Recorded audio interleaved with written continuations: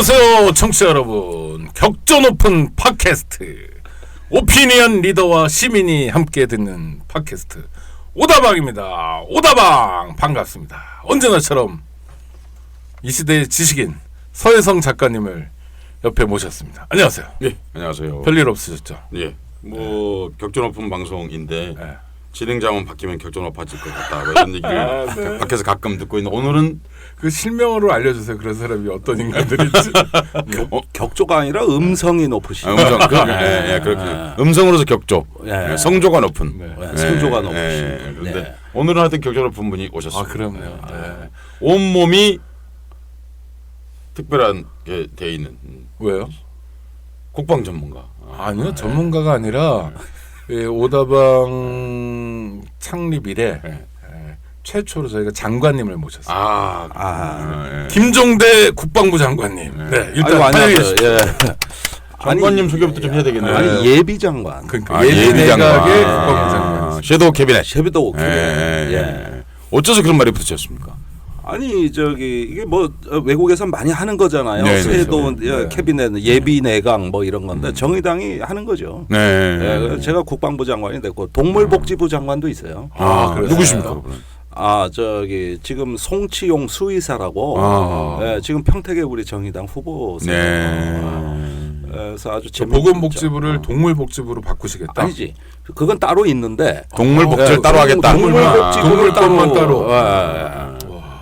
인권 전문가 아니에요? 저요? 예. 아니 저는 그렇게 생각하는데 다른 데서도 그렇게 생각하는지는 동물권에 대해서 한 말씀 하시면. 관심이 없죠. 저는 인권만 관심이 있지. 개, 뭐 돼지, 소, 양, 말. 더불어 함께 살면 좋겠다. 아니 더불어 하니까 다른 당 얘기하냐. 근데 우리가 이게 방송이 네. 이 방송의 선거 뭐 특집 방송이잖아요. 그럼요. 몇 번째 하고 있는데 주로 왜 한나라당, 새누리당 한 번도 안 나오고 네. 민주당도 조금 나오고 주로 왜 정의당 후보들, 녹색당 후보들 이런 아니, 분들 정의당 처음 뭐예요? 나오셨고요. 예. 더불어민주당이 제일 많이 나왔죠. 그랬나요? 예. 김한정, 녹색당도 두 번 나오지 않았나요? 녹색당 2번 하셨죠. 노동당 한 번 하셨죠. 노동당이었군요. 약간 편파적이라는 느낌은 들지만 네. 다른 데가 편파적이니까 이 편파성으로 균형을 맞춰야 됩니다. 그러니까 이 방송 많이 들어주십사고 이 말씀드리는 겁니다. 그리고 진짜 전문가분이시니까 오늘 재밌게 한번 국방이란 무엇인가? 방송 전문가기도 하십니다. 예, 그렇죠. 그런데 그 좋으네요. 국방부 장관. 오랜만에 국방부 장관이 마음에 드는 사람이 될 가능성이 있다. 예, 뭐 선거만 잘 되면 뭐 저는 또 시키면 사양하는 사람 아니니까 저는 시키는 대로 다 해요. 그리고 정의당의 비례대표 후보시죠. 맞습니다. 2번. 그러니까 또 여성이 앞에 가니까 여성은 무조건 1번. 네, 그러니까 실제 남성으로 1번. 남성 1번이고 아니 뭐 투표를 하셨죠. 정의당은 당원 투표를. 예, 당원들이 이제 전부 직접 투표로 선출합니다. 그래서 한 17,000명 정도 참여해 주셨어요. 전체 한 3만여 명 당원 중에 당권자가 한 22,000명 돼요. 와, 엄청난 사람이 여기는 진성당원이 그러니까요. 거의 다예요. 예, 그 중에 이제 한 76% 정도 투표를 하시니까 17,000여 명. 그런 정도 투표하셨죠. 근데 17,000여 분이 투표를 하셔가지고 김종대 선생님을 남자로 저선 가장 높은 표를 줬다 그 말이지 않습니까? 예, 남녀를 불문하고 1인 1표입니다. 예. 그래서 그냥 그 순위를 여성 남성만 나눌 뿐이지 1인 1표로 그냥 뽑아요. 그런데 이제 제가 뭐 외람되게도 전체 1등 했죠. 그러니까 어떻게 해서 전체에서 가장 표를 많이 받은 비결 뭐 돈으로 뭐 하거나 그런 건 아니잖아요. 우선 그런 부작용은 아주 철저히 선거 관리를 통해 가지고 차단했고요. 또 진성당원이 아니면 다속간했습니다. 뭐 예컨대 뭐 저기 정말 당비를 본인이 냈느냐 이것까지 다 따져가지고 전부 다 이제 정말로 그 진성당원으로 선거인단이 이제 구성이 됐고. 그 다음에 이제 모바일 투표, ARS 그것이 안 되는 사람들은 또 현장 투표. 이렇게 세 가지 방식으로만 그러니까 투표 기간이 6일이나 걸렸어요. 그러니까 이게 당원 민주주의라는 게 쉬운 일이 아니거든요. 그렇죠. 원래 민주주의가 피곤한 거거든요. 비용도 많이 피곤한 거죠. 그러니까 의사반이 고르게 되는 거죠. 맞습니다. 예. 안 피곤하면 의사 결정이 빠르죠. 우리 언니가 빠르잖아요. 그러다가 요즘 난리 났죠. 제 싫어. 그러다가 문제가 좀 일어났죠. 예, 요즘 아주 뭐 보기 딱할 정도로. 그러니까 제가 질문 답을 안 하셨습니다. 그건 이제 투표 방식을 말씀하신 거고, 그럼 복잡한 방식을 거쳐서 당신이 어떻게 해서 1등이 되셨나요? 사실은 한 3번 망설였어요. 정말 출마해야 되느냐. 출마해야 되느냐. 우선 저 같은 경우 작년 9월에 전문가 그 영입 케이스잖아요. 네. 나름대로 열심히는 했습니다만은 여기 진보 정당 20년 이상 하신 분들이 즐비하고 또 각 부문 계층의 대표들이세요. 네. 뭐 노동 대표, 여성 대표, 언론 쪽, 청년 쪽, 장애인 쪽 이렇게 돼 있는데 이런 그 부문 간의 경쟁이라는 게 이게 맞느냐. 그리고 저 같은 경우 그렇다고 군인들 데리고 올 수 없잖아요. 네. 국방 전문가가 그러면은 뭐 노동 전문가 노동조합 데리고 오고 여성은 여성 단체 데리고 그럼 나는 군인들 데리고 가야 되잖아요. 근데 그것도 불가능하고 그래서 첫째 승산이 있냐. 두 번째는 이제 진보 정당의 이 군사 전문가라는 걸 당원들이 흔쾌히 받아들이실까. 세 번째는 조직이 없다. 그래서 몇 번 망설였습니다. 그랬는데 이제 그 대표께서는 제가 심상정 대표는 제가 나오는 줄 알고 열심히 하라고 했는데 그 앞에 나가가지고 저 좀 생각 중입니다. 이랬다가 귀싸대기 날라오겠더라고. 당에서 다 필요하다고 영입했는데 꼬랑지 내려버리면 이것도 심각하겠더라고요. 꼬랑지 전문 용어로 꼬리입니다. 그래서 다른 분들은 알아듣습니다. 사대문 아내들 자기 사대문 안 출신이라고 늘 이제 저같이 변방 사람들을 깔보는 시골만 하면 가끔 못 알아듣긴 합니다. 반인권적인 작태입니다. 인권과 별로 관계 없는 분입니다. 뭐 하여간 그건 연구 대상이에요. 네네, 그러세요. 그래서 그 고심 끝에 다른 분들은 예비 선거 운동 기간도 있었는데 저는 그것도 포기했거든요. 그래서 본선이 한 5일간 진행이 됐어요. 뭐 합동 토론회를 한다든지 공보를 날린다든지 카드 뉴스를 제작한다든지 그래서 딱 5일이었는데 조마조마했습니다. 그래서 망신만 안 당했으면 이런 느낌이었는데 뜻밖의 바람이 불었나 봐요. 그래서 그런데 우리나라에서 군사 바람이 부는 건 주로 독재자 이런 분들이 주로 하는데 진보 진영에서 군사 바람이 불었군요. 그래서 과분한 사랑이 쏟아지기 시작했어요. 그래가지고 근데 이유가 뭐라고 생각해요? 제가 그걸 첫 번째 질문입니다. 왜 정의당의 진성 당원들은 군사 전문가, 평화 전문가인 김종대에게 가장 많은 표를 줬겠는가?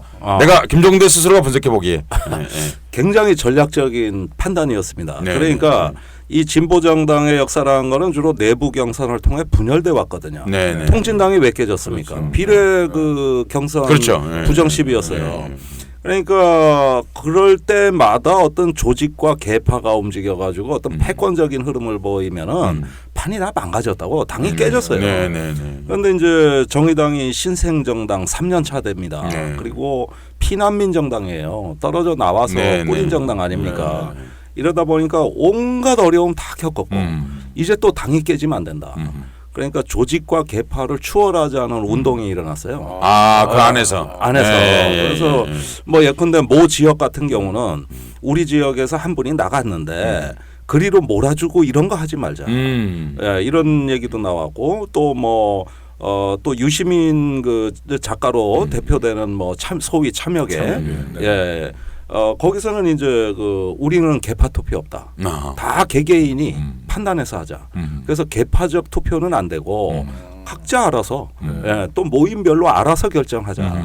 이렇게 해가지고 자중하는 모습을 보여. 그러다 보니까 결국은 어떤 특정한 그 정파를 대변하는 사람보다는 두루두루 조금 대중성이 있으면서 당의 통합에 도움이 되는 사람. 그러니까 제가 모아온 표는 세보니까 14표밖에 안 되더라고. 우리 아버지, 어머니, 이모, 삼촌, 이렇게 동생.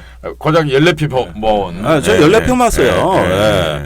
그러다 보니까 역설적으로 그것이 도움이 된 것 같아요. 하나의 어떤 그 특정 계파 논리에 구속되지 않는 아주 자유로운 영혼이죠. 그리고 정의당 당원들이 계파 문제만 정파나 계파 지역만 생각한 게 아니라 그런 것 같아요. 우리 후보들 중에 진짜 국회에 내보내서 정의당을 확장시킬 사람. 뭐 다음에도 선거해야 되고 대선도 있고 그러니까 표를 더 벌어줄 것 같은 사람. 뭐 이렇게 고른 거 아닐까요? 뭐 이렇겠죠. 사실은 그 우리 김정대 선생 같은 경우는 뭐 다른 야당들 거대 야당들도 얼마든지 와서 뭘 해보자. 그렇죠. 사실 그럴 수 있는데 정의당으로 선택을 했을 때 신문에 확 날지 않습니까? 네. 야, 전문가 중에 전문가 김종대가 정의당을 선택한다. 그 사실은 당원들이 그게 고맙지 않았을까요? 사실 그 생각이 좀 들어요. 왜냐하면 이분은 그거 안 해도 뭐 디펜스 20일 이렇게 하면서 뭐 디펜스를 이름은 디펜스인데 사실은 오펜스야. 작가다운 표현이에요. 그래서 뭐 그래서 그런 거 하니까 이분은 혼자도 잘 살 수 있는데. 그렇죠. 이 양반이 해주네. 아마 저는 제가 보기엔 당원들이 고마워서 또 하나는 그 전문가 역량을 잘 발휘할 수 있도록 우리가 좀 해줘보자 이번에 국회 한번 보내보자. 국회 한번 보내보자 그런 마음이 있지 않았을까 사실 그 생각이 드네요. 저도 그렇게 생각합니다. 그만큼 이제 선거 이후에 쏟아지는 그 어떤 기대랄까 무게 같은 게 상당히 저로서는 무겁습니다. 사실 26% 득표면은 그 사실 뭐 조직이나 또 지역 이런 거 다 빼고 나면은 공중에 뜬 표는 거의 다 쓸어온 거거든요. 그러니까 이제 당에서는 뭐 진공 청소기라고도 하고 그것도 공포의 진공 청소기라고도 하고 그다음에 이제 선거 끝나고 심 대표께서 전국위원회에서 이제 비례 후보들 인사를 하는데 그 제가 좀 일찍 갔어요. 그랬더니 한번 표를 그렇게 많이 먹어서 말이야. 다른 후보들 나타나면 표정 관리 좀 하세요. 그래가지고 웃지도 못하고 그냥 아무나 보면 미안해가지고 제가 그래서 죄송합니다, 감사합니다 이러다 보니까 요즘은 전부 때만 봐도 인사가 나와. 그래가지고 또 자세를 낮춰야죠. 근데 이제 지금 보니까 3분의 1쯤 정치가가 되셨네. 아직 멀었어. 아직 멀었어. 정치하셨죠. 사실은 정치하셨다는 게 다른 의미가 아니라 그 감각이나 또는 뭐 대인관계나 이런 면에서는 뭐 탁월하신 분이죠. 그럼 아이고 또 쑥스러워지네. 정책에다가 무엇보다 이제 사실 이제 제가 오늘 우리가 모신 진짜 이유 중에 하나가 지금 거의 그러니까 거의 국회의원이 되신 거죠? 현재 지지율로 보면은 안정권입니다. 지금은 그래도 한번 말씀해 주십시오. 그러니까 어떻게 해야 국회의원이 되세요? 조건이 있잖아요. 시민들이 이거 듣고 김종대가 필요하면 정말 더 밀어달라고 한번 얘기 한번 해보시죠. 물론 우리 당이 그 지역에 한 70명 정도 되는 지역에 좋은 후보를 많이 내보냈습니다. 그런데 이제 그건 지역구 의원 선거죠. 그리고 소수당으로서 참 고군분투하고 계시고 비례로 와도 얼마든지 그 당선 가능성이 있는 좋은 분들이 있지만 비례로 이렇게 그 마구잡이로 들어오는 게 아니라 자기가 일궈온 지역에서 정말 헌신적으로 하고 계시거든요. 그런데 비례 후보의 경우에는 정당 투표를 합니다. 그러니까 지역구에 한 표, 그다음에 지지하는 정당에 한 표, 1인 2표를 행사하게 돼 있죠. 그래서 정당의 득표율을 합산해서 100분율로 나눠가지고 47석을 이렇게 그 나눠주는 것이죠. 그런데 대략 47석이니까 쉽게 계산해서 10%의 정당 지지율을 받았다. 그러면 4.7석. 그렇죠. 5석이 되는 겁니다. 그러면 정의당의 비례 5번까지가 되는 것이죠. 그런데 실제로는 조금 더 의원이 진출할 겁니다. 왜냐하면 3% 이내 정당은 빼고 나머지 3% 이상의 정당만 100분율로 나누는 거거든요. 그렇게 되면은 10%가 4.7석이라 그러지만 사실은 5석이 될 수도 있는 충분히 확보된다고 우리는 보는 것이고. 그런데 정의당의 어떤 특징이 있어요. 아주 독특한 특징인데 과거 민노당 시절부터 보면은 항상 여론조사보다 정당 득표가 그 본선에서 더 높았습니다. 과거에 민노당은 거의 2배 나왔거든요. 그래서 17.5% 처음처럼 도수하고 똑같아요. 그래서 의원 13명이 진출하고 이런 경우도 있죠. 그런데 여론조사에서는 10% 미만이었거든요. 그런데 까보니까 더 나오는 거죠. 그게 우리 이제 진보정당 같은 경우는 정당 성향 그 정당 투표 쪽에서 대부분 의원들이 나왔습니다. 그래서 지역구 의원은 별로 없어요. 그리고 지금도 심상정 대표나 노회찬 전 대표 또는 인천에서 이제 야권 단일화가 되면은 거기서 하나 정도 이런 데는 유력합니다, 사실은. 그렇군요. 그러니까 여러분 청취자 여러분 이러시면 될 것 같습니다. 지금부터 우리가 한 50분 정도 네. 이제 김종대가 누구인가 한번 헤쳐보는 건데 네. 들어보시고 아 김종대 정말 쓸만하다. 평화에서 군축에서 정말 필요한 사람이다. 그런다면은 김종대를 생각해서 어떤 당 이름이 뭐라고요? 정의당. 정의당. 예. 쓸만한 후보인지 앞에 뭐 안 붙는 거죠. 없어요. 민주 뭐 이런 거 안 붙죠. 예, 예. 아 그거 붙으면 큰일 나죠. 예. 아, 큰일 나죠, 그러면. 우리 정의라는 말이 가장 모욕받았을 때가 민정당이 생겼을 때, 민주정의당. 예. 민주주의를 짓밟고 예. 정의를 짓밟고 나서 이름을 민주정의당으로 했던. 그래서 그것이 우리 언어가 가장 고통스러웠을 때였죠. 민주공화당 때도 그렇습니다. 민주가 짓밟히고 공화가 없는데 당 이름은 민주공화당이. 예, 자기들이 없는 것만 붙였어요. 예, 그런데 지금도 그래서 당명을 바꾸자는 여론이 아직 강해요. 아 그렇군요. 예, 그런 관성이 지금까지도 내려오고 있습니다. 그렇군요. 알겠습니다. 그런데 제가 이제 그 청취자 여러분들 제일 궁금해하실 질문 첫 번째 한번 드려보겠습니다. 예. 사실 우리가 이제 그 시민운동 내지는 진보운동 뭐 내지는 뭐 이런 그 운동 중에 중요한 게 군축운동이잖아요, 사실은. 아, 그렇죠. 평화 군축운동. 네, 평화 예. 군축. 근데 제가 이제 외국에 어떻게 저렇게 나가 보면 외국에 가면 그런 사람이 많더라고요. 많죠. 예, 네. 많고 또 그런데 그 사람들이 활발. 흔히 말해서 NGO에 많이 들어 있어요. 그렇죠. 예. 예. 근데 왜 이상하게 저런 이게 좀 불만스러운 게 한겨레 경향신문이 김종대하고 사적으로 친해서 그런지 아니면 우리나라에 전문가가 없어서 그런지 그런 얘기만 나올 때마다 디펜스 21 김종대밖에 안 나와 거의. 왜 그러는 거죠? 왜? 정옥식 씨도 좀 있는데 네. 실제로 평화 군축 문제에서 전문가나 활발한 활동을 하는 사람이 없죠. 그러니까 왜 그런 겁니까? 그게 우리 진보의 참 불가사의한 어떤 맹점, 블라인드 스팟이다. 제가 그게 참 저기 옛날부터 굉장히 그 강하게 갖고 있는 문제 의식인데. 남을 들어오지 못하도록 배타적인 행동을 하시거나 그런 건 그런 거 제가 어딨어요? 배타적으로 한다고 뭐 진입장벽이 없으니까.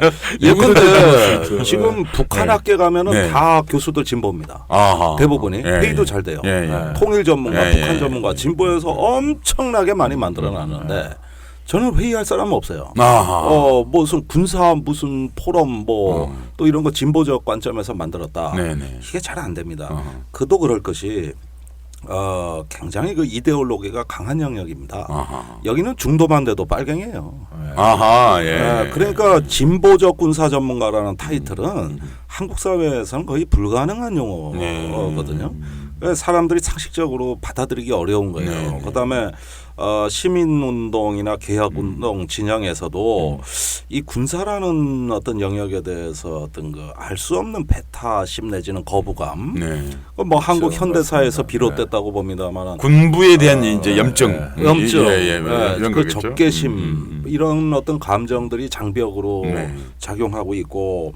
그 다음에 또 어렵습니다, 사실은. 아, 영역이 접근성이 어렵습니다. 어려운가 봐요. 왜냐 오창익 국장이 이런 얘기 한 번도 해본 적이 없거든요. 아니요, 저 그러니까, 군인권 문제는 좀 했는데 군사 문제는 군사 일반은 한 적이 없어요. 그러니까 오창익 국장 웬만한 건 다 아는 척하거든요. 근데 이거 안 한 거 보니까 내가 어려운 문제 같아요. 여기는 저 산수도 좀 해야 됩니다. 숫자도 많이 나오고.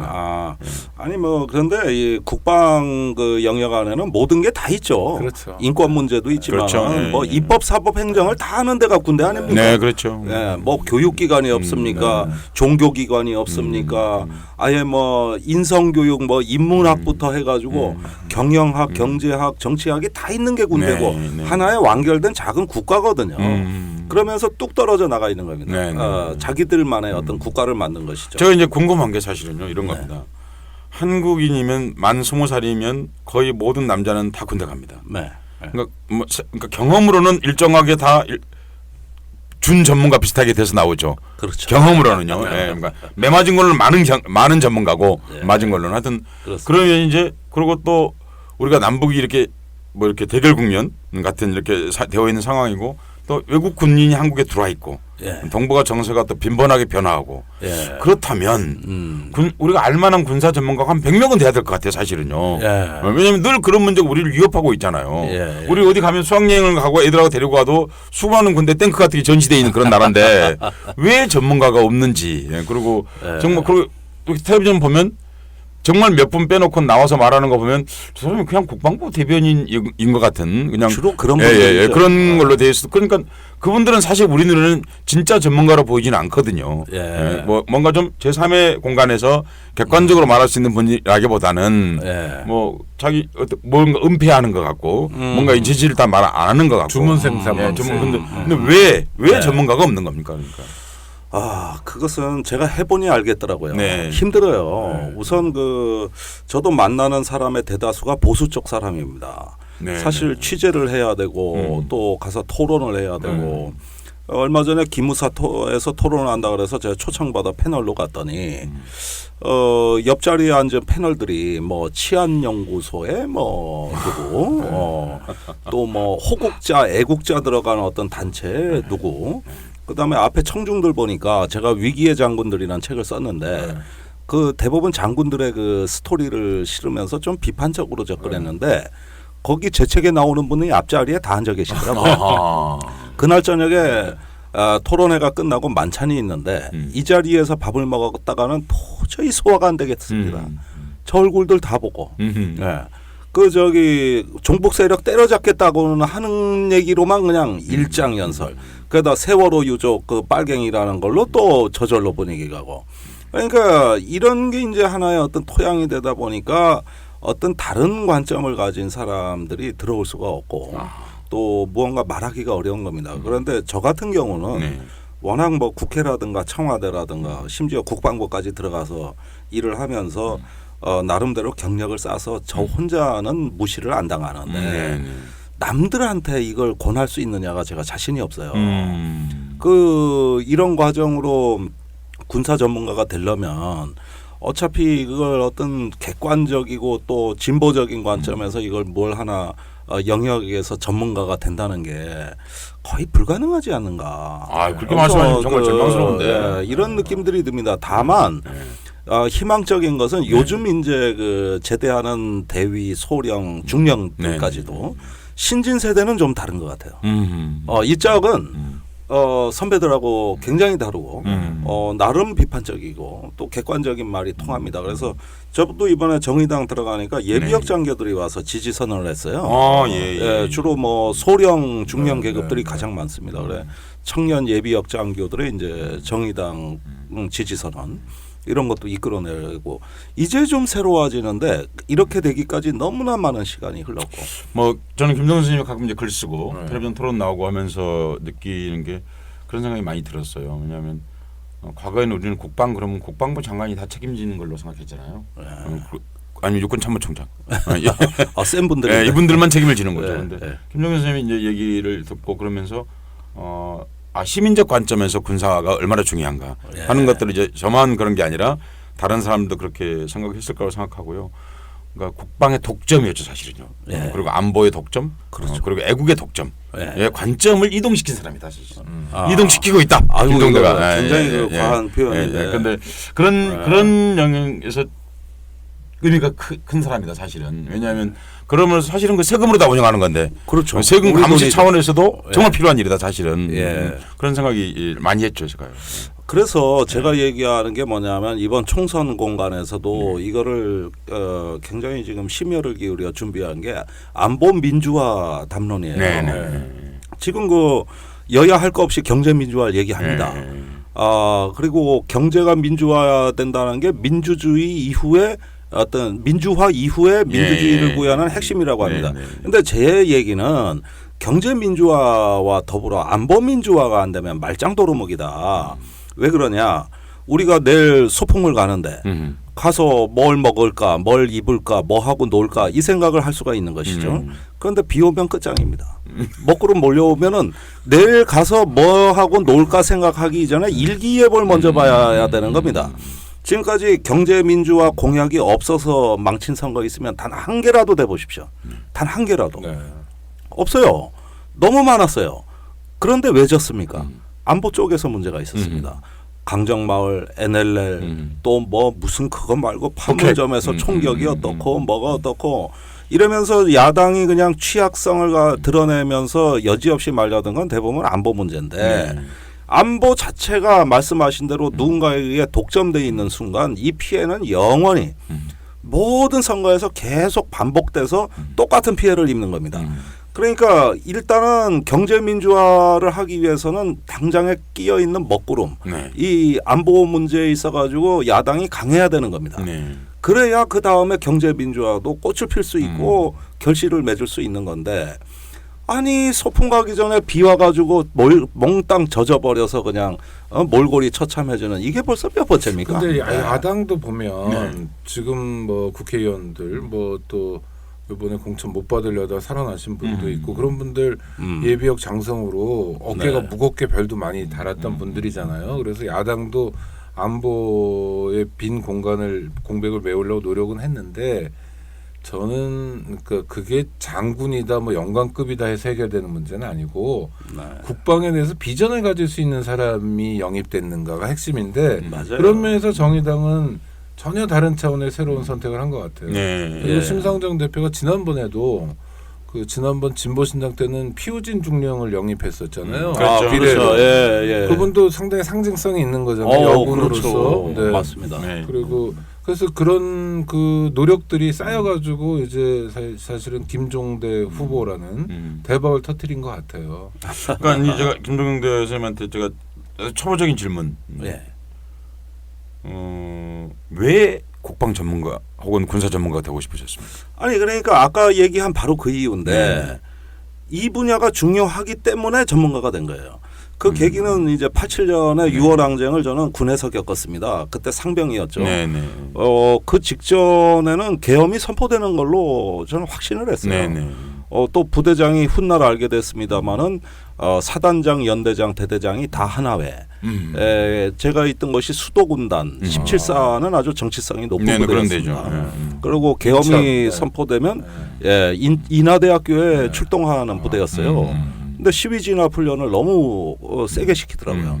그러다가 이제 드디어 그 87년 전국에서는 뭔가 큰일이 터지겠구나 이랬는데 그것이 평화적으로 마무리된 거는 정말 저는 교회는 안 다니지만 기적 같은 거죠. 정말 신께 감사드린. 사실 발포하기 직전이었죠.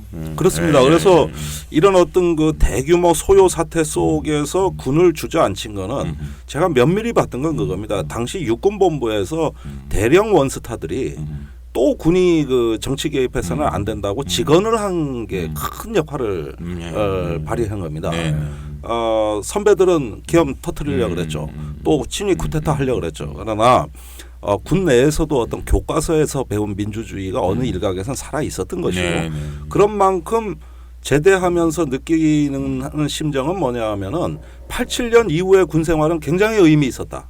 그 전까지는 죽지 못해 살았는데 정말 시간만 가길 바랬는데 세상이 아름답게 바뀌는 거, 또 그 속에서 내가 하고 있는 군 생활이 소중한 거구나. 이 군대라는 물리력에 대해서 우리는 지금부터 잘 봐야 되겠다. 언젠가는 또 광주와 같은 사건이 일어날 수도 있는 거거든요. 그때 흥미를 갖기 시작했어요. 이게 뭔가 좀 밖에 나가면 앞으로 군의 정치적 중립이나 뭐 군대 민주화 이런 일을 좀 해보면 어떨까 생각을 했는데 딱 제대하니까 사건이 우수수 터졌어요. 뭐 윤석양 이병이 뭐 양심선언 해가지고 기무사라는 보안사가 기무사로 바뀌는 일이라든가 여러 가지 군내 사건들, 이지문 중위 사건. 근데 이제 복학생이었습니다마는 주로 그때 종로에서 시민단체에서 그 윤석양 후원 사업회도 만들었고 또 양심적인 어떤 병역 거부란 게 그때도 이제 있었고 또 그 군대에서 정경으로 갔다가 그 12진화 임무에 거부하는 그래가지고 이제 그때 탈영해서 이제 그 따로 조직 활동을 했던 박석진도 있었고 연성흠도 있었고 노재학도 있었고 뭐 이런 분들. 그래서 군내 그 양심적인 어떤 행동을 하고 밖으로 나오는 분들을 떠받쳐 줄 수 있는 시민단체가 없었단 말이죠. 이걸 하나 만들어야 되겠다. 그래서 그 양심선언 그 가족들로 이렇게 윤석양 후원 사업회를 구성했고 그러면서 이제 평화연구소에 출입하기 시작을 한 겁니다. 이러니까 자연스럽게 조성우 선배가 하던 평화연구소. 그렇죠. 조성우 선배가 하고 김창수 지금도 자주 만나는 친구죠. 그래서 그 시절이 이제 제가 생각을 조금 최미경인가요? 최미경 맞습니다. 좀 가다듬으면서 어떤 장차 이 분야의 어떤 시민운동가 내지는 어떤 전문가로서 좀 가기 위한 일종의 어떤 그 버퍼존 준비 기간이었던 것 같아요. 그러면서 이제 그건 알겠습니다. 그거는 근데 지금 말씀하신 건 사실은 군대 민주화예요. 군대 민주화. 예. 근데 그건 사실은 또 군사 민주화 지금 사실 근래 10여 년 동안 얘기해 오신 것은 주로 군사 민주화라고 말할 수 있을 것 같은데 예. 어느 시점에 그쪽으로 이동하셨어요? 그때 당시는 군사정부였습니다. 네, 노태우 네. 정부 때였죠. 네. 그런데 군사정부인 이상 군사 문제가 제일 중요하다는 건 제 신념이었고. 네. 그런데 이거 없이는 안 된다. 이거 없이는 아무것도 안 된다. 또 광주 뭐 나고 또 뭐 나고 군이 정치 개입하고 밖에서 돌 던지면 뭐 하냐. 그 방패 너머에 있는 물리력 그 안이 중요한 거지. 그게 바로 군대 경찰인데 이런 문제 의식이었어요. 그런데 YS 문민정부가 출범하면서 약간 생각이 바뀌었습니다. 일단은 민주헌정 체제가 마련이 됐고 그다음에 군정이 종식되고 민간인 정부가 섰을 땐 일단 민주주의를 할 수 있는 어떤 기본 틀은 마련이 된 거 아니냐. 그래서 그때 도피 생활을 하던 제가 뭐 좀 암암리에 이렇게 지원을 했던 이제 군인 경찰 출신들이 일제히 기독교 회관에서 기자회견을 하고 다 이제 맞아요. 자수를 해서 군대 검거가 됐던 겁니다. 양군모였죠. 양군모 아이고 잘하시네. 예.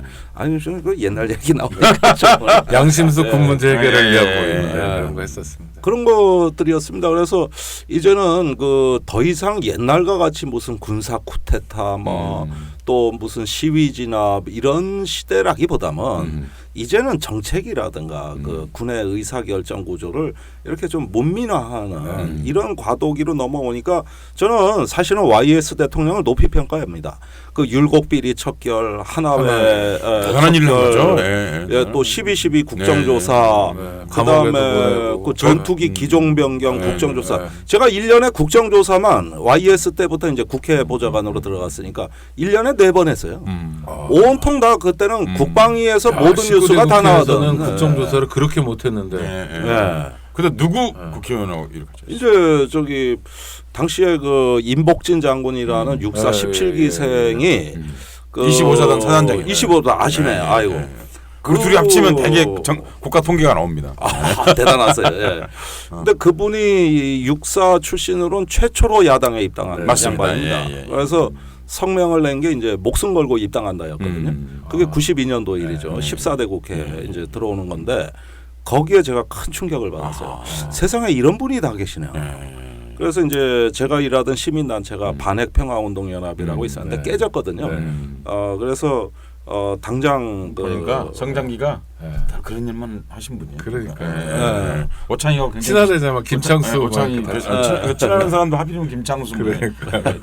그리고 조성우 이런 물론 돈은 없고 술집에 오래 앉아 있고 말 많고 이런 사람도 좋지는 않은 사람이죠. 잘하시네. 바둑도 잘 돼요 또. 제가 조성우 씨하고는 바둑 친구기도 한데.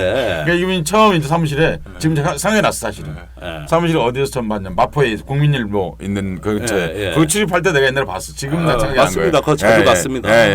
그때 가면 거기 2층에 아주 이렇게 창고 같은 그런 데서 거기서 평화연구소가 있으면서 범민족 대회를 치렀고 그렇죠. 그런데 종로로 이제 나중에 저희하고 합친 겁니다. 그렇죠. 그래서 거기 한 건물에 그 윤석영 후원 사업에 평화연구소 반핵평화운동연합 세 단체가 우리가 이런 얘기 하는 건 재밌는데 청취자 여러분이 굉장히 싫어할 것 같아. 이게 사실은 무슨 얘기야?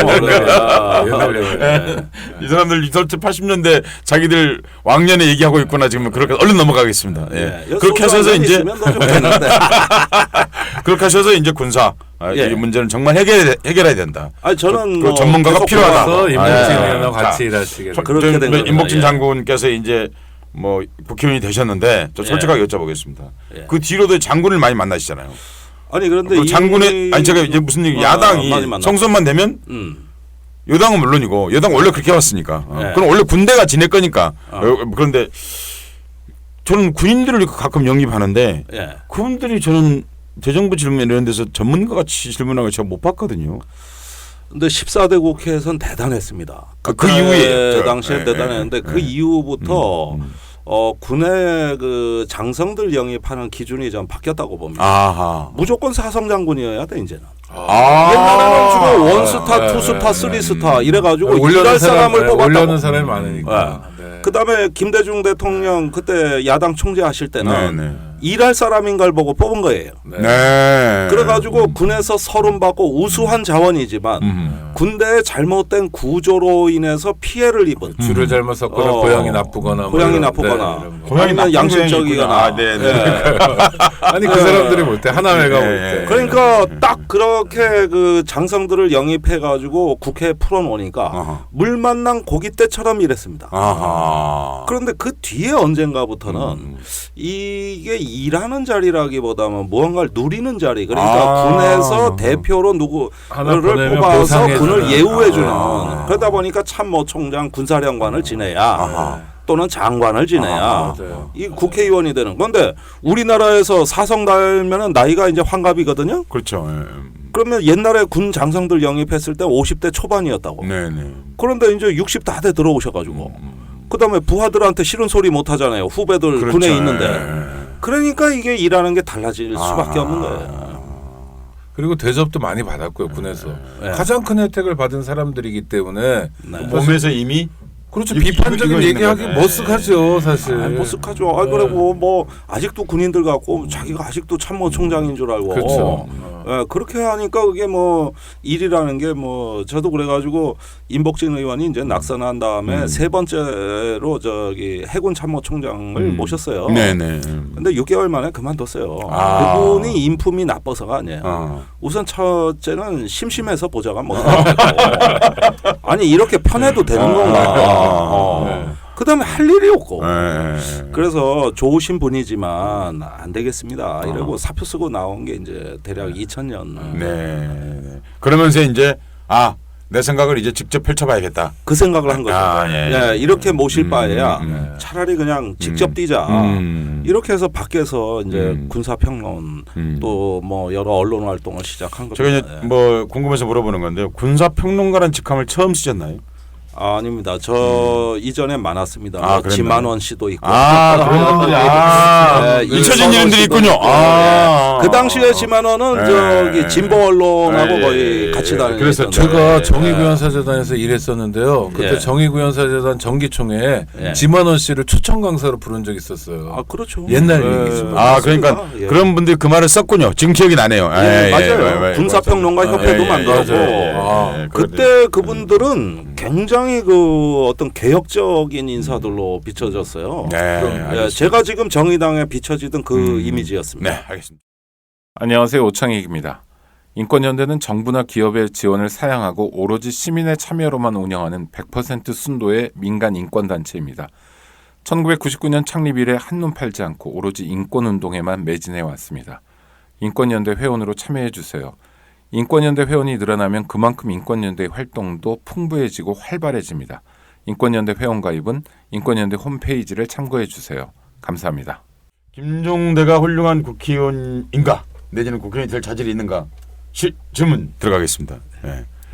군대는 도대체 이른바 방산비리 방위 산업이란 뜻이겠죠. 방산이 물론입니다.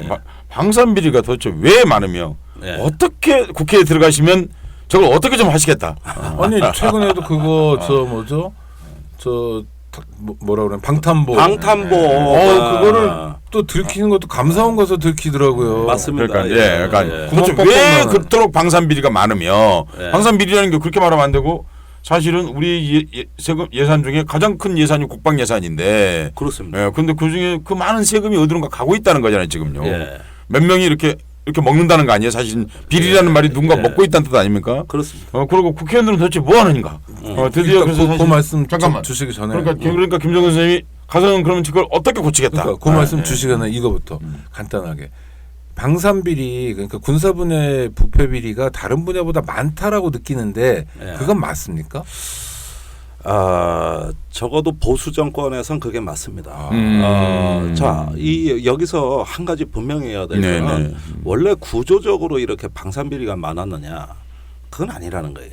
원래는 안 그랬다. 원래는 안 그래요. 7비리 척결 이후로 쭉 한번 더듬어 보면 이명박 정부에서 방산비리 수사 허구한 날 했습니다. 박근혜 정부 들어와서 허구한 날 했습니다. 근데 노무현 대통령 때 방산비리 찾아낸 게 없습니다. 뭐가 나왔습니까? 없어요. 그러네요. 없어요. 그러고 박근혜 정부 와가지고 또 방산비리 수사했습니다. 네. 전부 이명박 정부 때 방산비리. 다 2009년, 10년, 11년 요 3년간에 지금 몰려 있죠. 지금까지 발표된 사건 보십시오. 다 MB 때 특정 시기에 방산비리가 몰려 있다는. 왜 언론이 이걸 주목 안 하는지 나는 정말 모르겠는데. 그러네요. 예, 그 이유가 있어요.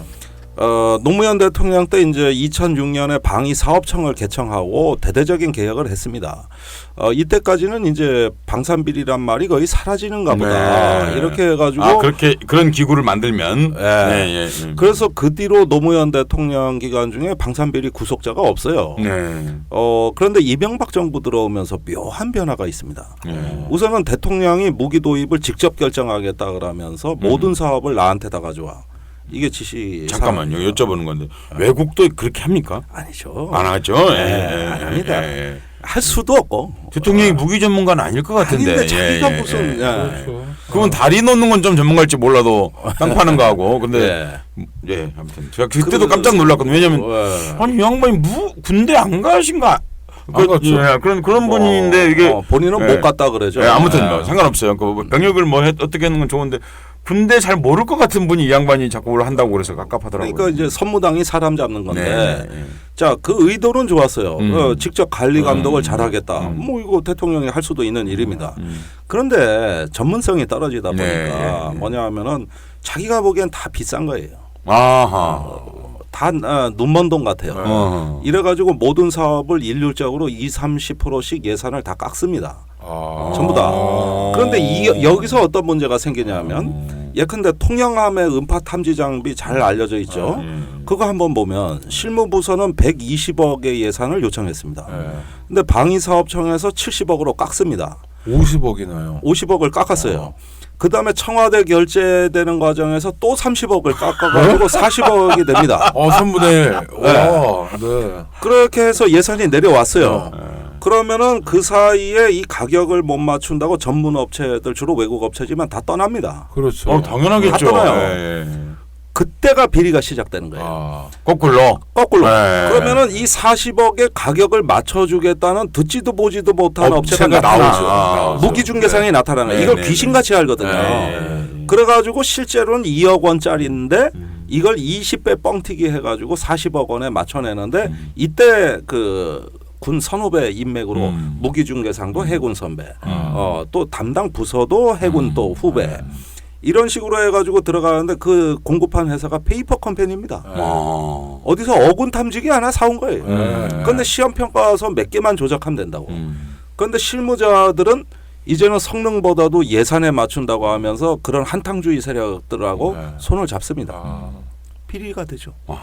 그러니까 모든 지금 방산비리가 다 이런 식의 사연이에요. 전부 다 정상적인 관리가 사연을 들여다보면 다 이렇다는 거죠. 고로 방산비리는 이거는 제가 보기에는 이건 보수 정권의 어떤 그 정권의 특성이 잘 드러나는 국가 운영 능력이 없는 거예요. 그 정권의 무능에서 이것이 시작된 것이고 그런데 지금 뭐 방산비리에서 다 도둑놈 항상 그랬어 이렇게 얘기하지만 우리가 조금 더 전문적인 시각으로 봤을 때는 이것이 저질러질 때는 그만한 상황 논리가 있었다는 거예요.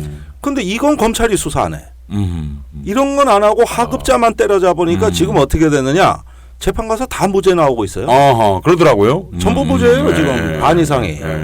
기소 단계에서 또 반 이상은 구속영장 기각되고. 그러면은 보십시오. 방산비리 2천억이 잡아냈습니다. 이건 뭐냐? 사보니까 못 쓰는 무기예요. 분명히 어디선가 잘못된 겁니다. 그런데 하급자들만 두들겨 패고 잡아쳐 넣었어요. 그런데 지금 재판 가서 무죄가 나오면 고로 아무 책임도 아니란 얘기가 되는 겁니다. 이게 지금 황당한 겁니다. 이게. 그러면 그 전 단계 그 계약 단계만 수사를 하고 실무자들 때려잡을 게 아니라 그 앞에 정책 결정 단계가 있거든요. 어떤 놈이 멀쩡한 사업에 손을 댄 거라고. 청와대하고 연결돼 가지고 그걸 잡아서 수사했어야죠. 그 정책 결정 즉 소요 결정 단계를 수사했어야 되는데 거꾸로. 애초부터 그러니까 높은 사람을 잡을 의사가 없었던 거잖아요. 그러니까. 청와대가 모든 의사 결정을 다 했는데 아예 MB 때 청와대는 저 방위사업청 불러다가 이거 사 저거 사 이랬는데 아예 그래서 저기 그 못 써먹는다는 그 해상 작전 헬기 영국제도 사게 된 게 그 청와대 가서 뒤집힌 거고 폐기된 걸 사온 거잖아요. 사실상. 아니 사실 저거 못 써요. 제가 알기로 그런 거라든지.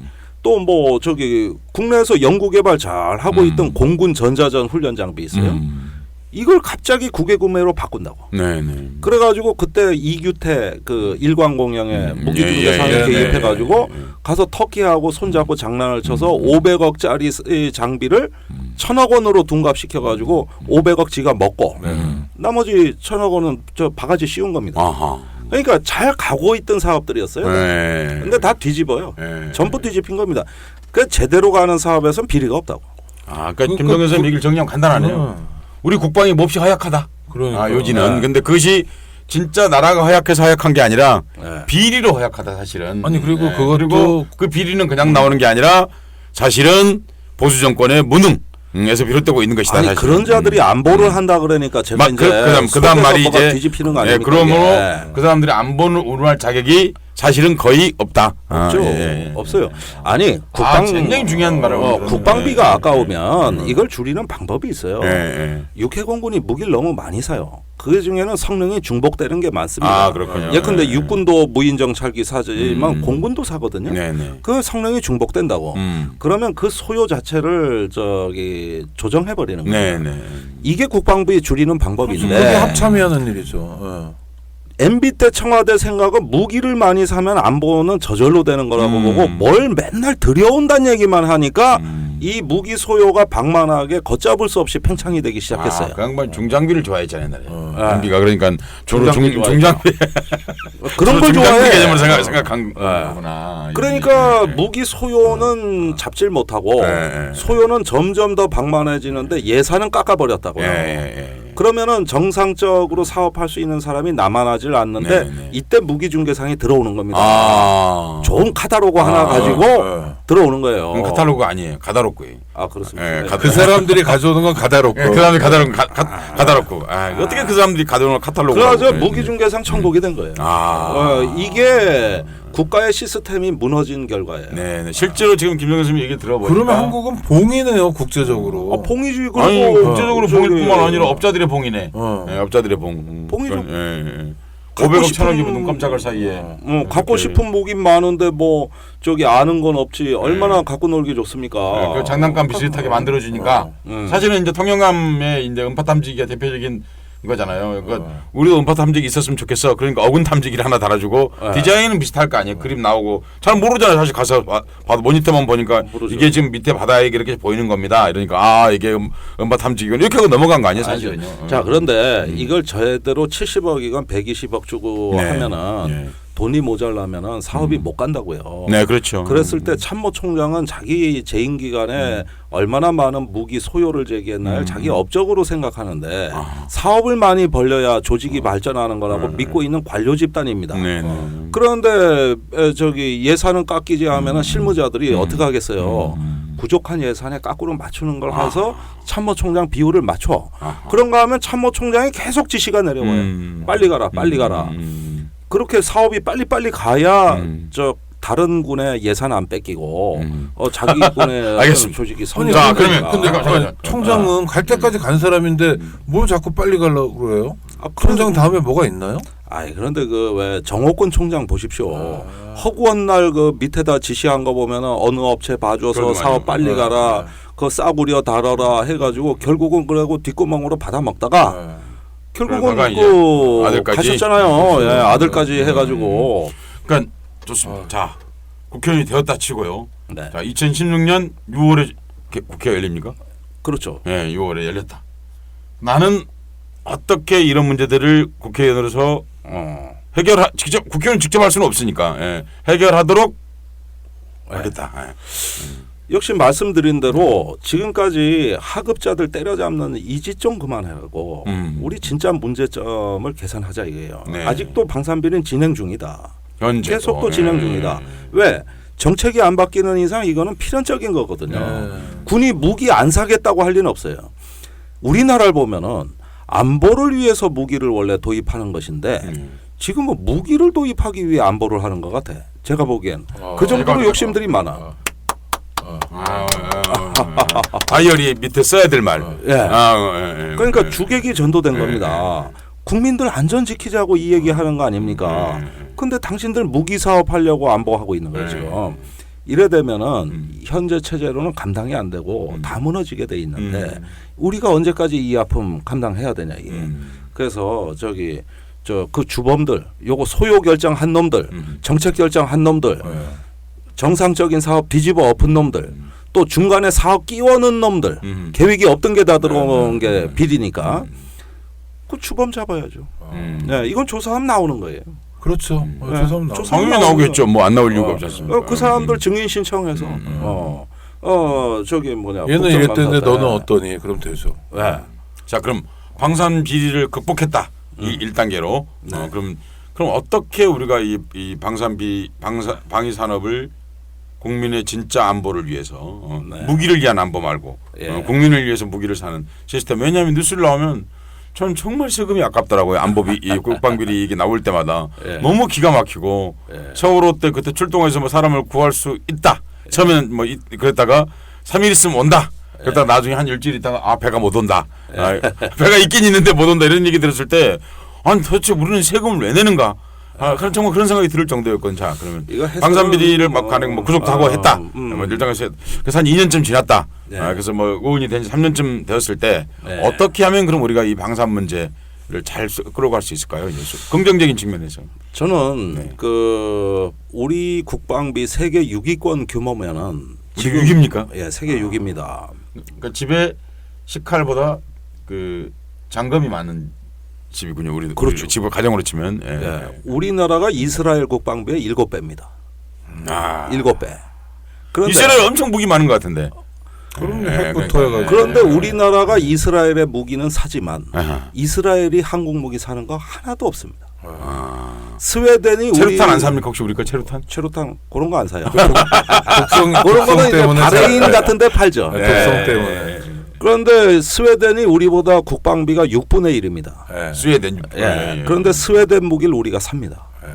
왜 그런 거예요? 그러니까 이 국방비를 국내에서 어떤 기술이라든가 산업 발전에 그 축적한 것이 아니고 외국 무기 사는 재미로 지금까지 돈을 다 쓰다 보니까 국내 방위 산업이 별게 없어요. 지금 별로 내놓고 뭐 우리가 지금 이게 한국형 무기라고 할 만한 게 그다지 없습니다. 수출할 수 있는 무기도 없고 뭐 겨우 훈련기 한 몇 대 수출했고 자주포 지금 뭐 수출 협상이 있고 그런데 저는 무기를 많이 판다는 거엔 반대지만 그렇다고 해서 이렇게 외국에 종속돼 가지고 연년새새 외국 무기에 끌려다닐 수밖에 없는 처지가 된 거는 그 많은 국방비를 허투루 잘못 쓴 거예요. 스웨덴이 우리보다 6배 무기 수출을 많이 한다면 우리보다 6분의 1의 국방비로 그걸 했다면 효율성은 단순 계산으로 36배입니다. 네, 이스라엘도 마찬가지예요. 그러니까 이 나라들은 안보가 중요하다 그러면은 최고의 국가 과학기술 두뇌들 또 전략 두뇌들을 결집을 해서 어떻게 해야 우리나라가 자주적으로 외국에 그 종속되지 않고 우리의 어떤 안보 자산을 만들어낼 수 있느냐 이 국리를 하신 분들입니다. 그러니까 이스라엘이나 스웨덴 보면 작지만 그렇죠. 엄청나게 강해요. 밖에 안 되는데요. 그다음에 이스라엘은 그 적은 700만밖에 안 되는 나라가 주변에 3억의 중동 인구를 상대하고 있지 않습니까? 그리고 안보 까딱없습니다. 그런데 우리는 왜 안 됩니까? 그러니까 이런 것들은 지금까지 안보를 어떻게 해왔느냐? 사실은 어떤 그 미국이나 강대공 무기의 어떤 그 재고 처리장 같이 이러면서 계속 어떤 돈을 해외로 이전하는 것이 마치 어떤 좋은 무기를 그렇게 사오는 것이 안보인 양 착각했기 때문이죠. 그래서 우리가 지금 국방부로 인해서 국내 방위 산업체 노동자보다 6배 많은 노동자의 미국 방산업체 직원을 먹여 살리고 있습니다. 그러면 간단하게 말하면 누가 그러던데요. 미국의 거의 일개주를 먹여 살리고 있다. 작은 먹여 살리고 록히드 보잉 같은 그 유수의 군사 기업의 최대 고객입니다. 이제 한국이 무기 도입 1위 국가예요. 고객은 아니고 봉인 거죠. 뭐 봉이죠. 호갱이죠. 호갱님. 그러니까 호갱님. 이거부터 근본적으로 바꿔야 돼. 이렇게 되다 보면 나중에 돈은 점점 많이 들어가는데 안보는 이상하게 우리가 저기 쓸 수 있는 어떤 그 안보 역량은 없는 거예요. 사실은 김동현 교수님 이것도 궁금한 게요. 뭐 현재 대통령 뭐 정치자 여러분들 청각을 위해서 이름 말 않겠습니다. 뭐 그 양반도 뭐 얘기하던데 네. 미국이 우리에게 뭐 무기를 이렇게 팔면 네. 무슨 기술을 준다고 그래요. 안 주고 돈 협상을 어떻게 하면 그러는 거야? 아니 세상에 그러니까 돈 주고 돈 줬는데 왜 기술을 안 줘? 아니 당연 경운기를 사도 매뉴얼을 주는 거고 당연한 거 아니에요? 왜 그러는 거예요, 도대체? 그러니까 그건 우리가 우습게 보였기 때문에. 그게 이런 겁니다. 무기 사는 거 뭐 우리가 돈이 엄청나니까 입이 딱딱 벌어지잖아요. 그렇죠. 그 F-35 스텔스기 같은 경우는 한 대에 1,200억 원인데 이런 거 보고 국민들이 어마어마하구나 그러는데 그건 아무것도 아니에요. 그걸 사면 그 뒤에 운영 유지비가 5배 더 들어요. 30년간. 그러면 한 대에 1,200억 원이 실제로는 운영비로 1조 원을 쓴다 이겁니다. 그러면 외국의 방산기업이 앉아서 돈 버는 게 뭐냐. 처음에는 물건 대주느라고 자기들도 열심히 원래는 비행기 공짜로 받아야겠네 그럼. 그 저 운영 유지비에서 뽑아가는 거예요. 매년 받아가요. 이 나중에 배보다 배꼽이 더 커지는데 우리 프린터 싸게 샀다고 좋아하지만 똑같죠. 쓰다 보면 토너 값이 이게 얼마야 이게. 사실은 고개 노림수거든. 그렇죠. 그러니까 지금은 무기 도입비보다 이제 이런 비용으로 지출되는 게 더 많아지는. 그러니까 앉아서 매년 뜯기는. 이런 식으로 가는 겁니다. 그리고 한번 저기 뭐 불란서의 미스트랄 같은 우리가 지대공 미사일 사왔지 않습니까? 그래서 한 700발을 야전에 배치했습니다. 그 다음부터 성능 개량비로 그 무기 중개상이 매년 뜯어가는 돈이 지금 20년째 뜯어가고 있는데. 우리 무기 중개상 합시다. 돈 많이 벌 것 같아요. 아니 그러니까. 저는 너무 정직하게 생겨서 그럼 잘하겠구나. 네. 야 20년간 뜯어가는군요. 그러니까 뜯어가는데 이미 그 무기 가격을 상회합니다. 왜냐? 첨단 무기가 뭐냐 하면은 다름이 아니에요. 운영비가 많이 든다는 거예요. 고장이 잘 나요. 시스템을 업그레이드해야 돼요. 이게 첨단 무기입니다. 근데 저 아니 저기 타워 팰리스 아파트 공짜로 주신다면 사시겠어요? 아니 저는 그럴 생각. 한 달에 관리비 300만 원이에요. 그거 내다 보면 한 평생이면은 나중에 비슷해져요. 그 아파트 가격하고. 우리가 관리비 비싸 못 산다고 그랬는데 지금 무기 가격이 얼마 됐다 이거 기만입니다. 사실은 한국 국방이 어디서 골병드느냐 완전히 그 저기 속으로 골마 터지는 게 바로 여기에 있거든요. 그렇군요. 그러니까 진짜 자주국방이 필요하겠네 그러니까요. 아니 그러니까 우리 규모와 능력에 맞는 그다음에 우리의 기술이 가급적 들어간 이런 걸로 해서 짜임새 있게 하려면 소요를 줄이고 다목적으로 이렇게 해야 되는데 육해공군이 다 지가 똥폼 잡고 다 따로 하겠다. 뭐 다 뭐 무기 소유하면 합참에서는 이걸 통제를 해야 되는데 이거 누가 통제하느냐? 못해요. 못한다고. 이래서 민간인이 가야 됩니다. 군인들은 그러니까 못한다. 우리 저기 그 정의당이 김종대 국회의원 비를 잘못 준 것 같아요. 왜요? 아니 바로 국방부 장관 줬어야 되는 거다 보니까. 아니 그 능력이 안 되니까. 그러니까 국회의원부터. 국회의원부터. 아니 그러면 이거 뭐 우리 김종대 후보하고 말씀 나누다 보니까 1시간이 훌쩍 가서 이제 마무리를 해야 되는데. 벌써 그래 됐어요. 그러니까 비리가 없다고 해서 선진 군대가 되는 것도 아니고 그건 일부잖아요. 그 이제 기초고 사실은 1, 2년 열심히 노력하시면 노무현 정권 수준으로 돌아가는 거잖아요. 이게 정상화라는 게 당연히 비리는 없어야 되는 거였는데. 그렇죠. 그래서 하여튼 그것도 그냥은 안 되고 이제 노력하셔야 되는 거고 그거 말고 이제 시간이 얼마 안 남았는데 좀 국방 전문 국회의원으로서의 수건 사업 요거 한두 가지는 내가 꼭 진짜 들어가면 해보겠다 이런 건 어떤 게 있었어요? 글쎄 뭐 여러 가지 있습니다만 앞서 말씀드린 대로 안보 민주화 조치는 우리 87년 시민혁명 이후로 한국의 그 민주주의 혁명을 완결짓는 마지막 과업이라고 저는 생각합니다. 그래서 국방장관을 이제는 민간인으로 바꿔야 되겠다. 주권자인 시민이 통제하는 국방 체제로 바꾸겠다. 국방부의 완전 문민화. 이렇게 하고 군인이 할 말이 있으면 합참에서 하라 이거예요. 그러려고 만든 기관이에요.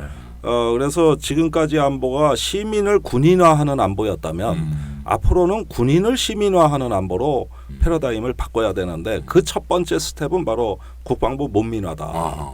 여기서 이제 민주헌정 체제에 맞는 문민화라는 게 개념이 장관만 민간 출신이 하면 됩니까? 아니면은 주요 보직을 포함하는 거예요? 군인은 원칙적으로 최고로 올라갈 수 있는 자리는 합참에서 끝나야 됩니다. 국방부에 오지 마라. 네, 전문가 집단이고 민간인 집단이고 극히 필요한 일부 특수한 어떤 그 자리만 빼고는 거의 전부를 민간인으로 해야. 사실 우리가 방위산업이라고 얘기하는 많은 부분도 사실 외국에서는 군인이 안 하고 민간인이 하죠. 그렇죠. 시장 마케터들이 하죠. 법으로 돼 있어요. 네, 마케터가 한다고 해요. 왜냐하면 그래야 싸게 딜하고 어디 눈사람이 술도 먹었다고 그래갖고 이상한 거 사고 그러지 않고. 정말 마케터들이 하는 거죠. 그러니까 국방부 문민화는 국방부 장관을 민간인으로 임명하는 것뿐만 아니라 국방부가 국방정책 전문가들의 두뇌 집단으로 탈바꿈할 수 있도록 그렇습니다. 전면적으로 개편하는 걸 의미한다. 그렇죠. 이거 하나 해보시고요. 또요. 아유 좋습니다. 예. 그래서 이제 국방부는 군을 대표해서 국민을 통제하는 집단으로 돼 왔으나 국민을 대리해서 군을 통제하는 집단으로 바뀐다. 그렇죠. 예, 요런 기능 전환입니다. 정상화라고 할 수가 있는 것이죠. 그다음에 두 번째는 청년들 문제입니다.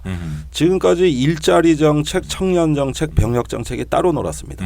이러니까 어떤 정책을 수립해도 효과가 없습니다. 그런데 고졸자 보십시오. 군대 가는데 지금 대기 기간이 24개월입니다. 군대 가서 또 21개월입니다. 제대해서 취업하는데 평균 31개월입니다. 합치면 얼마냐? 76개월입니다. 그러면 지금 다른 정당들은 군복무를 3개월 줄이냐 4개월 줄이냐 이런 걸 공약으로 내놓을 것 같아요. 저는 76개월을 반으로 줄이는 게 제 공약입니다.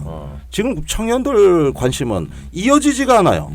학업, 일자리, 병역이 다 따로 분절돼 있어요. 대학 다니다 휴학해도 군대를 바로 못 가죠. 요새. 못 가요. 그다음에 대학생 경우에도 군복무는 21개월이지만 총 손실 기간은 36개월입니다. 그렇죠. 그렇다면 이제 청년들한테 한두 달 줄여주는 걸로 선심 쓰지 마라.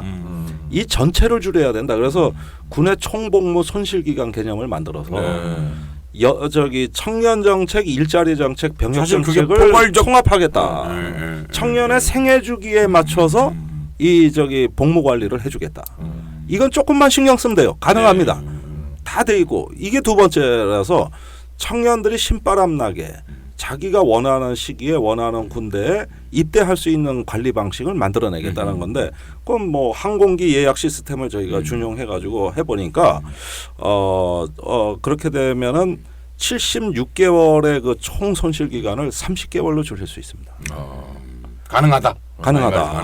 예, 이런 게 이제 또 한 가지가 있다면은 그런 어떤 그 바탕 위에서 3년 후에 닥칠 인구 절벽 시대 50만 군대 유지 불가능합니다. 이건 박근혜 정부가 지금 거짓말하고 있어요. 지금 군대 그린 캠프 자살 예방자 수용소에 1년에 3,000명씩 입소하고 있고 군대가 거대한 보육원으로 전락하고 있습니다. 그렇죠. 지금 90%를 군대 뽑아가니까 군대 부적응자까지 지금 다 군대 보내고 있거든요. 군대 안 가야 될 사람들이 많이 가죠. 많이 가고 있습니다. 그런데 지금 그러니까 90%를 가는데 적정 소집률은 징병제에서 76%를 넘어가면 위험합니다. 제 계산으로는 4분의 3. 근데 지금 90% 가고 있단 말이에요. 그러니까 가서 어떻게 군대도 힘들고 그렇죠. 애들도 힘들고 이래가지고 엄청난 그 낭비에다가 그리고 사고도 나고 이 자살 예방 수용소는 21세기 문명 사회에 있을 수 없는 우리 군의 최대 치욕이자 저는 부끄러운 점이라고 봐요. 당장 없애야 됩니다. 제대시켜야지 왜 붙들어 놓습니까? 그러면 76% 징집률을 유지할 때 50만 군을 유지할 수 있느냐? 2020년대 중반에 완전 불가능하죠. 그럼 군대 무너져요. 이거를 일단 40만으로 10만을 더 줄여야 됩니다. 지금 62만이거든요. 그러니까 20만은 줄여야 된다고. 안 그러면 어떻게 되느냐? 군대 망해요. 망하죠. 자기들 문제예요. 제 문제가 아니라. 그러니까 사실 고창 선생님 한국 전쟁 때 한국군이 몇 만이었을 것 같으세요? 얼마 안 됐죠. 20만이었는데 전쟁 끝날 무렵에 30만 된 거거든요. 막 징집시켜가지고. 그러니까 한국 전쟁 그런데 그 당시 어른들한테 물어보면 군이 맨날 봤다고 그러거든요. 그때 6개 사단밖에 안 됐어요. 30만이었는데도 이제 그랬다는 거죠. 그러니까 저기는 근데 송영선이라고 왜 그 한나라당인가요? 뭐 아주머니 이상한 과격하게 말씀하시는 좀 그런 분이었는데 그분이 사실 제가 TV 토론 나서 한 얘기 들었어요. 한국권 30만이면 됩니다. 우리가 말했으면 큰일 날 뻔했는데 그 양반이 나와서 모처럼 맞는 얘기했네 그 양반. 그러니까요. 40만 얘기 하시니까 제 얘기는 그 맞다고 정말 생각이 들어요. 병역 감축을 어떻게 하실 거예요? 복무 기간을 줄이는 겁니까? 세 아니면? 가지입니다. 네. 그 저기 한국형 모병제입니다. 저기 직업군인화해서 복무 기간을 길게 해야 됩니다. 네, 그렇죠. 예, 그렇게 해서 유지. 그래 전문성이 유지되는 거죠. 한국형 모병제라는 뜻은 징집제의 틀은 그대로 유지하겠다는 거예요. 그런데 6개월 복무를 하고 여기서 이제 그 전문 병사를 뽑습니다. 그다음에 본인이 원한다면 직업 하사 부사관 지원의 길을 터줍니다. 이렇게 해가지고 좋은 일자리로 약 10만 명 정도를 선발하고. 징집병은 6개월 이내로 해서 후방 근무를 시킨 뒤에 제대시켜가지고 대략 제가 보기엔 전방에 한 20만 정도. 그다음에 나머지 20만은 이제 전문 분야.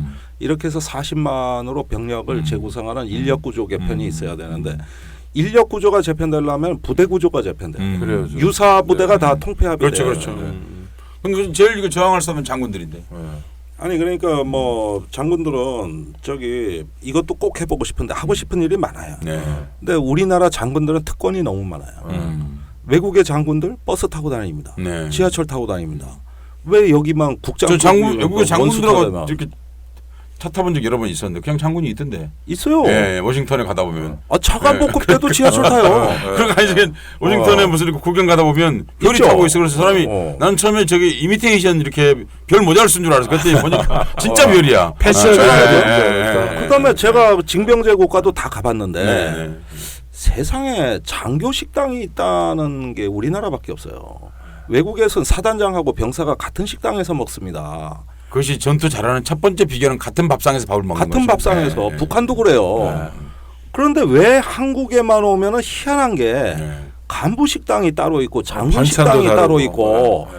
심지어는 저 국군 수도병원이 있잖아요. 네. 거기 가면은 그 저기 간부 환자도 있고 병사 환자도 있을 거 아닙니까? 어떨 땐 한 방에도 있거든요. 네. 근데 나오는 식사가 달라.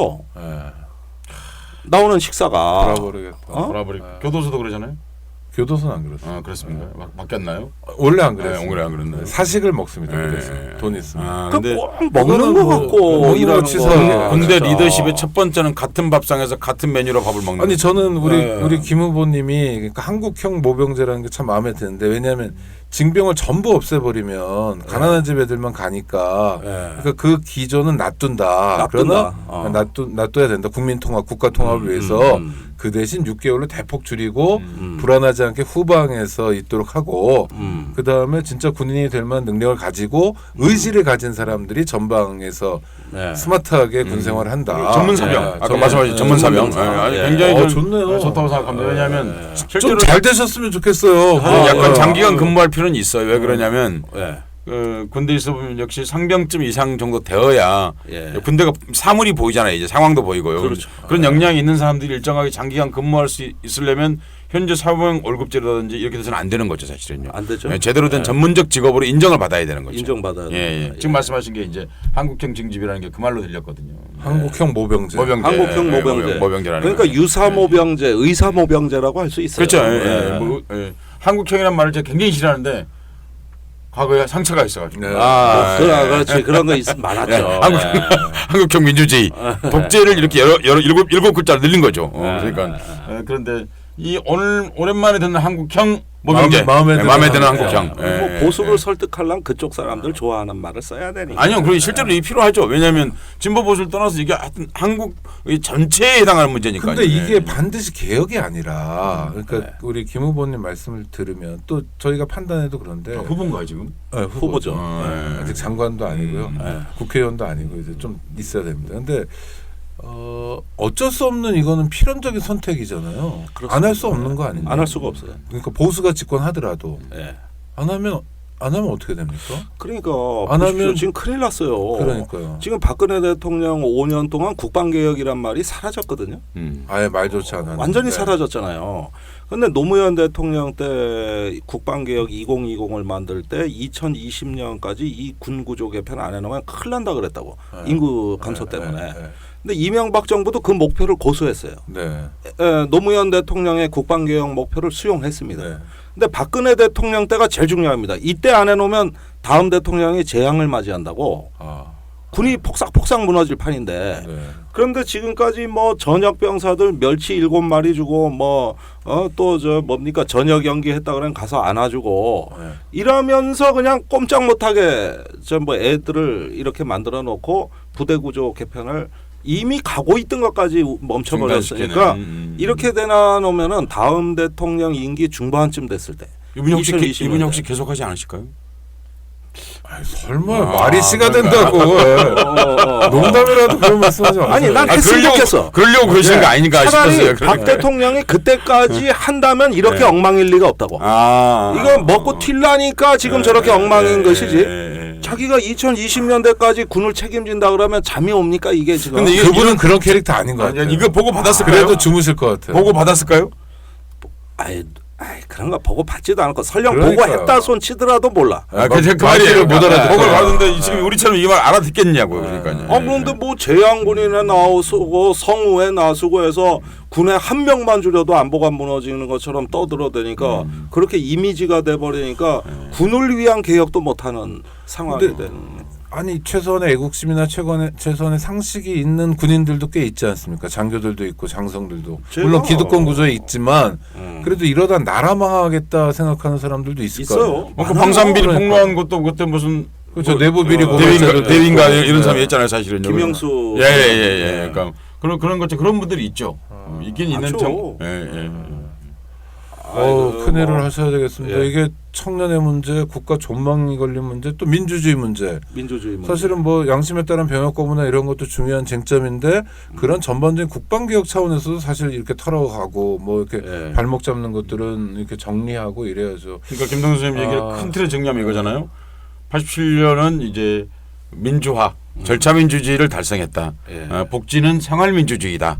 그런데 골목 민주주의고 이제 뭐 그렇게 말하셨다면 안보 민주주의를 통해서 민주화가 최종적으로 완성된다. 사실은. 왜냐하면 실은 전 어찌 보면 지금까지는 금역이었잖아요. 그것은요. 손댈 수 없는 것처럼 되어 있었는데 내가 김종대가 국회에 들어가서 마지막 민주화를 달성해 보겠다. 내주는 그 시작을 해보겠다. 이런 거죠. 저는 모처럼 마음이 설레네요. 이번 선거가 우리 서 작가님도 그런 말씀하셨는데 나 너 싫어. 가.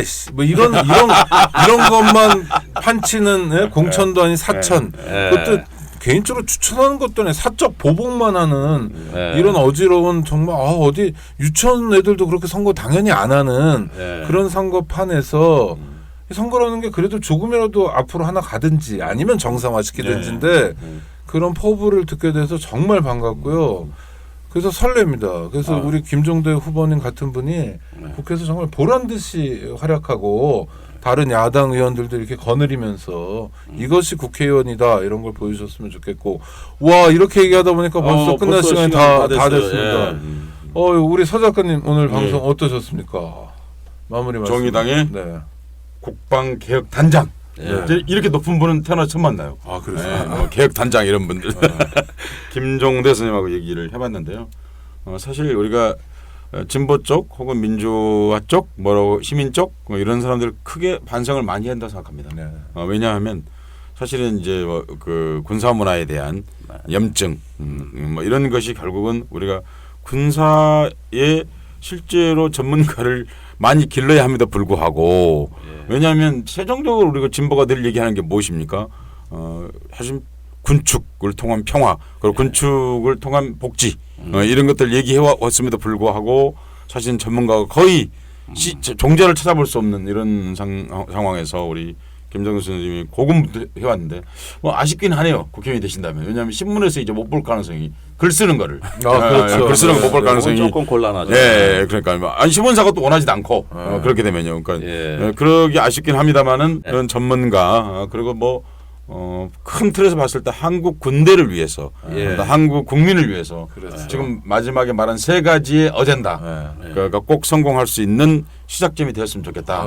그래서 이런 말씀 드리고 싶네요. 청취자 여러분 안보 전문가 혹은 국방 전문가 혹은 군사 평론가 김종대가 국회에 가려고 하고 있습니다. 들어보셨으니까 어떻습니까? 괜찮으십니까?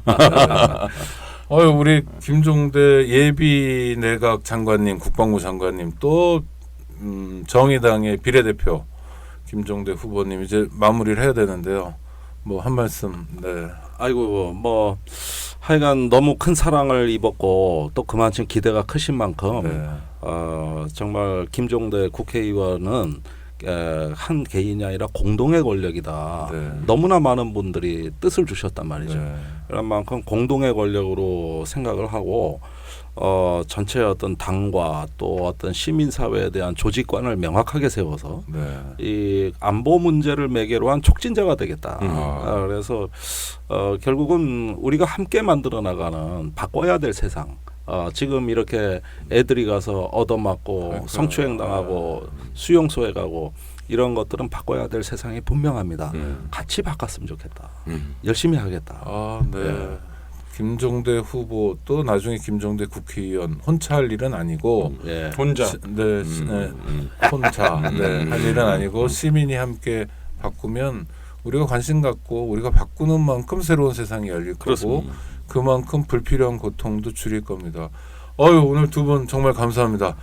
청취자 여러분 감사합니다. 다음 주에 뵙겠습니다. 고맙습니다. 감사합니다. 안녕하세요. 장발장은행의 대표를 맡고 있는 홍세화입니다. 200만 원, 300만 원 벌금을 내지 못해 감옥에 갇히는 분이 매년 4만 명이 넘습니다. 장발장은행은 이분들에게 무이자 무담보로 대출을 해주고 있습니다. 장발장은행을 후원해 주시기 바랍니다. 실로 모든 게 엉망으로 치닫는 듯한